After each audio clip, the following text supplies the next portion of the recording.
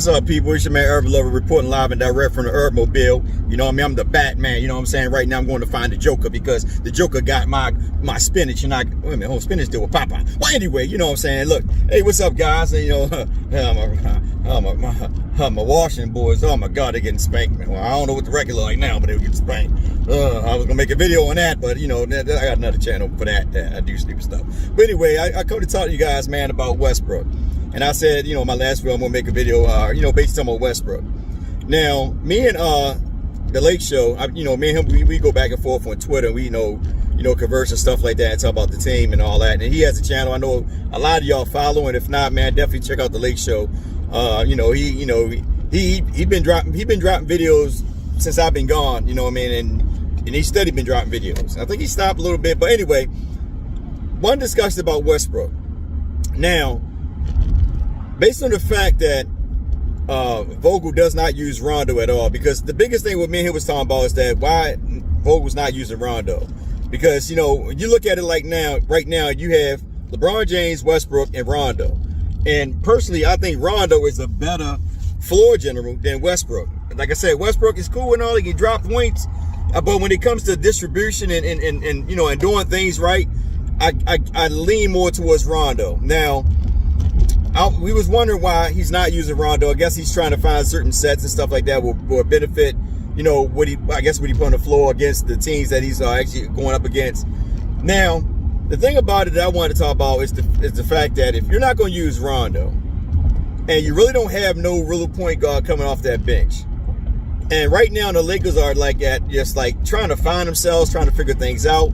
And I already gave y'all my synopsis on what LeBron James could do as playing off of Westbrook. But being who LeBron is, he's not, as you can see, he's not really going to play off Westbrook. He might, you know, give Westbrook the ball here and there. But then you got to look at the lineups out there with Westbrook. Like, for instance, when you look at the lineup, when you look at the lineup they had recently when they played OKC. Now, that lineup wasn't too bad, you know, based on the fact Bradley was knocking down threes. So you had Westbrook, Bradley, and THT. And THT, you know, he struggled still behind the perimeter. But then you got LeBron James, and then they had, you know, Dwight Howard, and then they had Jordan. But most likely when Anthony Davis come back, it's probably going to be Anthony Davis, probably LeBron James. And then I guess it depends on the matchup. But with Westbrook, you got to have some shooters out there with him. You got to at least have two shooters out there with him. Because if you don't have no shooters out there with him, I mean, Westbrook, he's, like I say, he's really erratic. I think he's at his best when he got shooters. That's how I look at it. From my observation of him, from watching him from not really OKC, because their shooters ain't come around to when Chris Paul came there. So basically with Houston and with the Wizards, you know, when you see them with those two teams, you see them around with some shooters, especially with the Wizards.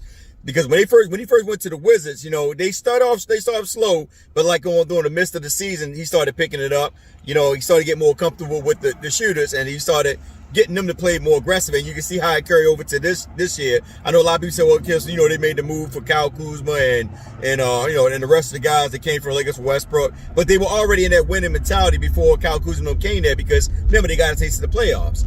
So by them getting a taste of the playoff, most teams that get a taste of the playoff, they hungry for that. Most teams, not all teams, because some teams that get there and they flop and just fall away. But based on the fact the Wizards got a chance to, you know, a taste of the playoff, they most likely gonna want to see that again.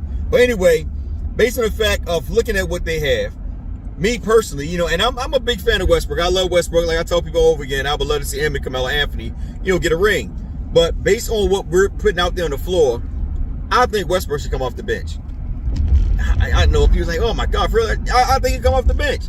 And, you know, just come off the bench does not mean you're still not going to get your 30-something minutes. But I think that he should come off the bench when LeBron, you know, goes to the bench, or based on what Vogel put out there, you know, to put around him. Because he plays better when he got shooters. That's how I look at it. You know what I mean? Because if you ever notice, when Westbrook passed the ball, he always passes to people that can't shoot. You know what I'm saying? Like, you know, because when you move and you're attacking the basket, and 9 times out of 10, you want somebody to, you know, to basically run with you when you run to the basket, or somebody just be moving, just in motion, so that way you can kick the ball out to him, or, you know, make a play. Because on the last 2 plays in OKC, you see that when he made the play, he must thought that the guy gonna go to like the corner, and they didn't go to the corner. And I'm not trying to give him no excuses, because at the end of the day, like I told you before, you know, Westbrook is averaging almost 4 to 5 turnovers a game. You know what I'm saying? Sometimes games he have like 8, 9 turnovers because he's too erratic. So if you get him shooters, and you look at it right now, because Monk is not starting. All right. So if you do this, if you put either Monk, I would go with Monk. Monk, and we put Monk, Westbrook, and Carmelo coming off that bench. That's not a bad bench if you think about it. And depending on what they decide to do with Dwight Howard and Davis, like if they start Davis, LeBron James, THT, Ellington, and I'll say Bradley, that's a nice little squad right there, because then you give LeBron James 2 shooters with Ellington and Bradley. So you got Westbrook coming in with Monk, who can score off the dribble and also can shoot. You got Carmelo Anthony, who can shoot. And you also give, like I said, you got those 2, and then you give Dwight Howard. And let's see what's up. I want to make sure I got it right. Okay, you got Carmelo Anthony, Dwight Howard. Let's see, it still hurt with the small. Well, but then you can rotate THT and LeBron James into that rotation as well. So you can go with a 4-man rotation with Westbrook, Monk, Carmelo Anthony, either Howard or Howard or Jordan, depending on the rotation with the starters. So you can go with that, and on that right there, you give him Carmelo Anthony, you give him Monk, 2 guys who can shoot. And that's not bad. And then you throw, like I said, you throw LeBron James and THT into that rotation. And then, you working in there depending on the outcome of the game. But I think that Westbrook coming off the bench will make more sense to me, because that means the ball is in his hand 90% of the time while he's on the floor. Because I think that when him and LeBron are out there on the floor, and I'm not saying that LeBron is not giving him the chance. I won't say that.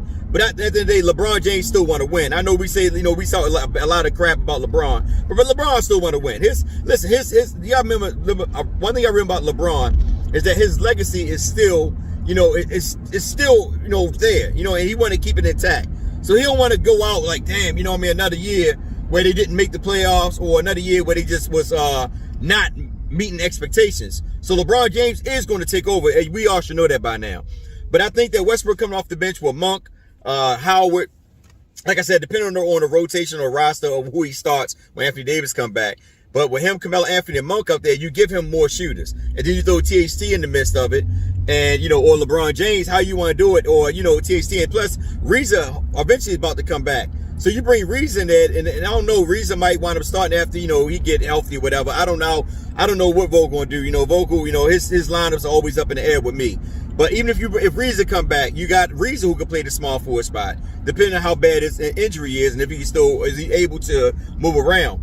But with that squad right there, you look at it right there and you're like, all right, they got a chance, to make something happen. But I think that Westbrook coming off the bench will be more efficient for the Lakers. And that's just my opinion. Like I said, in the day, we're just fans. We're just, individuals looking from the outside looking in, and we just want to have discussion about the Lakers. And it's okay to be constructive about them. Constructive criticism, at the end of the day, because if you're a fan, you're a diehard fan. Yeah, you won't feel the type of way, because you want the Lakers to be better than what they have on paper. Because if you look at the team, you're like, okay, well, they got five quality players. 5 quality players, you're like, well, why we're not winning? So you got to look at that as well. But I think Westbrook coming off the bench will probably be a better ordeal for the Lakers. But like I said, that's just my opinion. I'm just throwing it out there. Anyway, the Lakers, like I said, they play Orlando today.